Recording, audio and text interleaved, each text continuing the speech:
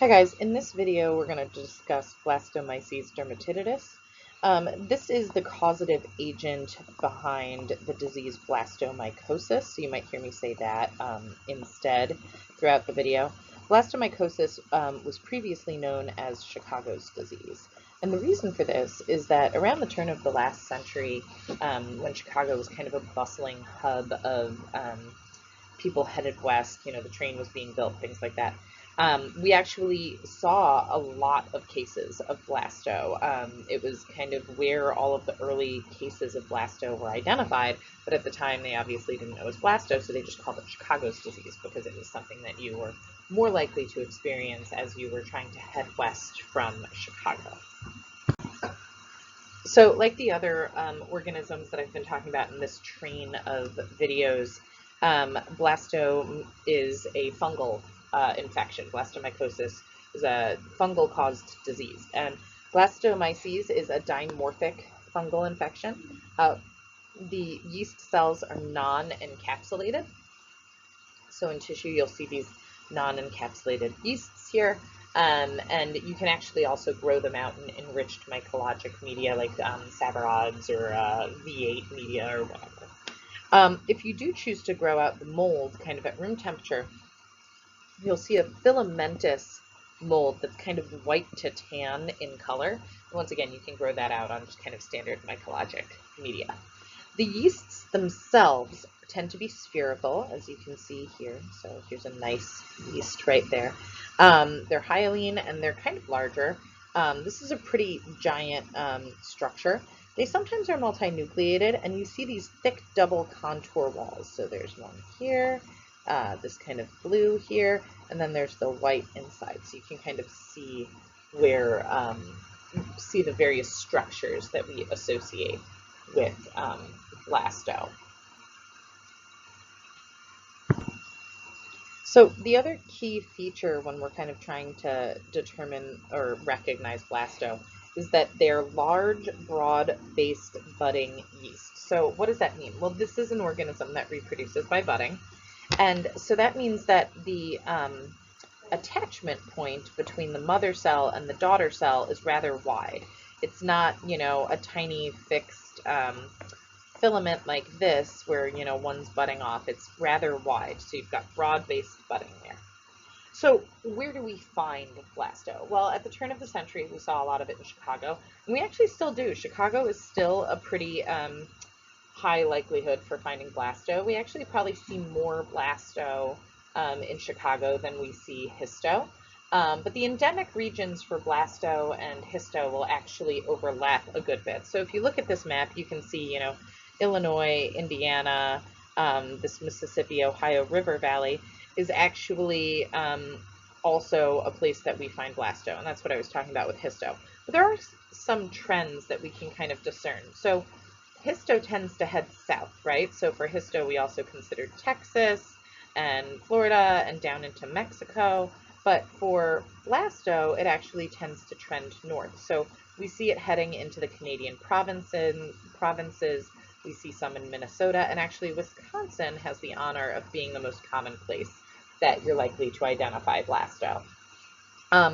Blasto also has kind of a particular predilection for rivers. You're more likely to see it associated with riverbeds. It's an organism that really likes water. And that goes along with where we find it. We find it in soil with a high organic content. It has a more acid pH and preferably abundant moisture, because like I said, it really likes water. And if you have that high decaying organic matter, that makes really nice nutrient-rich soil, so that saprophytic kind of characteristic of it likes things that are decaying, also kind of enrich. So with histo, we talked a lot about how it was more likely to affect people who are immunocompromised more severely, and that's certainly still true for blasto. But blasto, you don't necessarily need anything pre-existing coming on more often. When you look kind of at the old papers for where what people were doing when they potentially got infected, it was people who tended to spend a lot of time outdoors. Forestry workers, hunters, campers, hikers, things like that. And it's because blasto is actually pretty prevalent. I mean, just walking outside you could be exposed to blasto. Um, so it's a pretty common fungus that we can find in this area.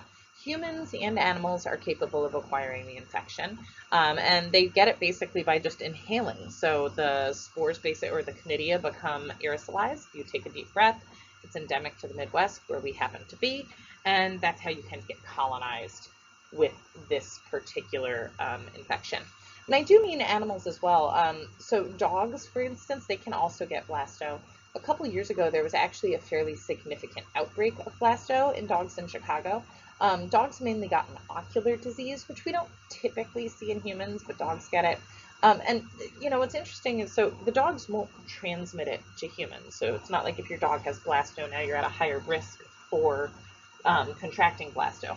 But you can kind of think of when you see a fungal endemic infection in a population of domestic animals that spends a lot of time with humans as kind of a harbinger of the organism in the environment. They're kind of like the canary in the coal mine. If we see a whole bunch of animals that have blasto infection, we start wondering about the humans they're spending time with, because those humans are obviously also coming in contact with that fungus. Okay, so the disease is blastomycosis, and the disease is largely similar to histoplasmosis. Majority of patients who experience it are going to be asymptomatic. So roughly 50 to 60% of patients are asymptomatic. And many of those who do get sick, all they experience is kind of a flu-like self-limited illness, much like we talked about with histo. However, sometimes we do see patients progress to acute respiratory distress syndrome or adult respiratory distress syndrome, which is really just like a fulminating immune response. So this is just like a fulminating inflammatory response. And in this case, the patients aren't really suffering as a result of the blasto. They're suffering as a result of this, overwhelming immune response. And if a patient develops ARDS, that actually really changes the mortality. So acute pneumonia from blasto has a mortality rate typically of about 5%. But if that patient develops ARDS, that actually increases the mortality from 5% to about 80%. So it's a significant sequelae that we sometimes see associated with this. The other thing that might happen is kind of a chronic pneumonia, much like in histo. In this case, a patient will probably have symptoms for anywhere from 2 to 6 months. And it's, that indolent cold or cough where the patient kind of goes through round after round of antibiotics, thinking they have a bacterial pneumonia, and eventually they get a chest x-ray, and you'll see either this diffuse inflammation or like a mass, like is shown here. Blasto can actually form some really dense masses on consolidations in the lung. And it can actually really mimic or resemble lung cancer. So, what happens is, your doctor sees this mass and they say, oh my gosh, we need to refer you to somebody to get a biopsy of this mass. So they're referred and they get the biopsy, and that's when we'd identify it as blasto and not cancer. But obviously, it really can't kind of look different than what it is. So the main difference that I would say between blasto and histo as far as presentation goes is that in histo, we really don't see very much extrapulmonary disease. It's pretty uncommon.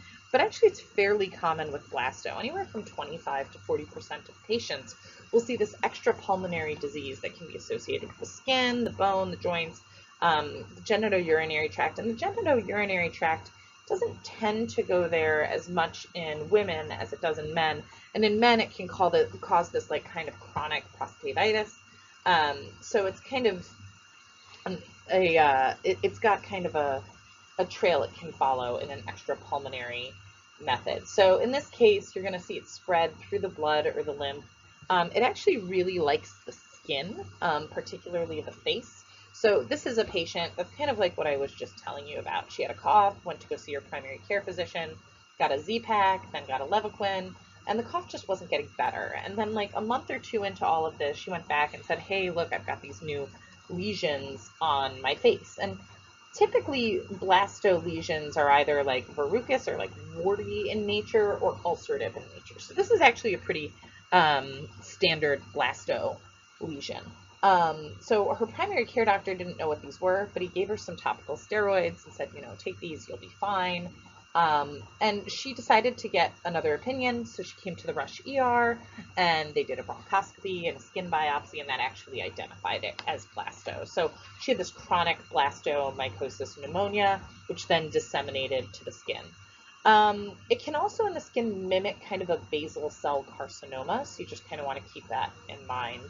And the other place where it sometimes goes is the CNS. So sometimes when you're doing kind of a workup on a patient that you think has blasto, you're going to want to be really careful and do, a really thorough skin exam. Can also go to the bone and cause kind of like an osteomyelitis, so understanding kind of where their pain is coming from. And then in the CNS, are you having vision problems, difficulty walking, light sensitivity, headaches, things like that. Okay, so diagnosis and treatment.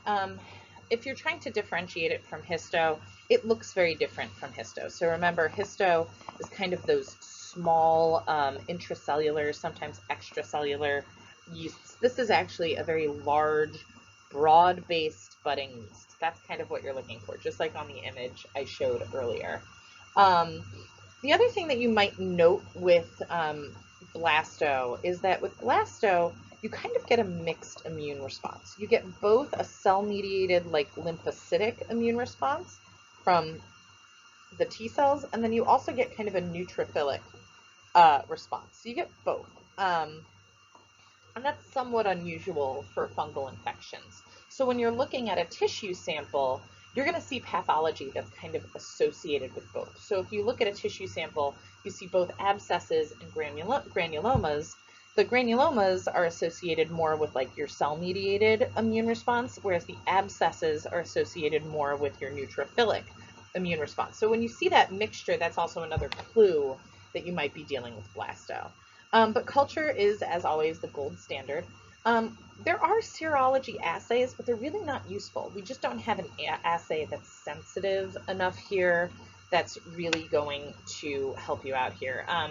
It's a commercially available one, but there's so much cross-reactivity that it's just not a very helpful assay.